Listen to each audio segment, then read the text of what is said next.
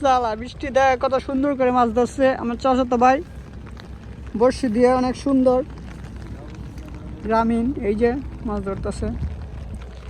বলতে গেলে কৃষক ভাই তো, গ্রামের সহজ সরল মানুষ তো একটু লজ্জা পায় আর কি।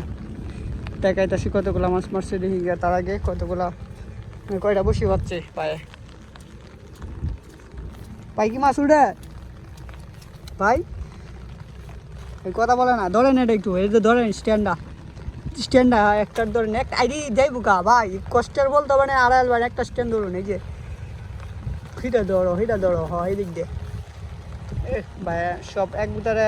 বৃষ্টি আইতেছে মানে তার ফাঁক দিয়ে আর কি ছোটো ছোটো টাকি মাছ, লাডি মাছ যেটা দেখো আমরা গ্রামের বাসায় লাডি মাছ বলে, বসি দিয়ে এখান থেকে আর কি মারতেছে মাছ।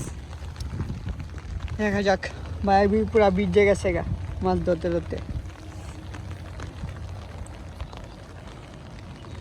এই যে বাইরে বসি ওই জায়গায়, বাইরে বসিটা একটু দেখাই।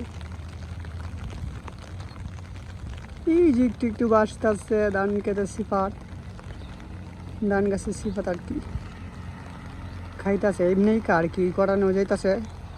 দিক দিয়ে পুরা বিলের গরম যাইতেছে, এই যে দিক দিয়ে ফুলের মধ্যে দাঁড়াইছি, দাঁড়ায় সুন্দর করে মাছ ধরতেছে।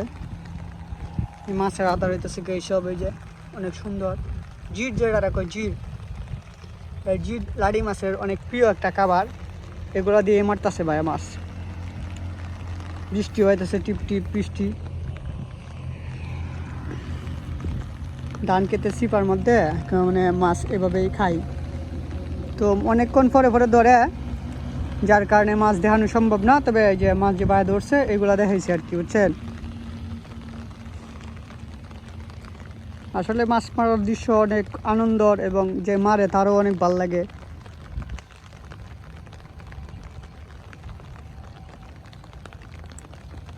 আজকের আকাশটা মানে মেঘলা আকাশ, টিপ টিপ সকাল থেকে বৃষ্টি হইতেছে।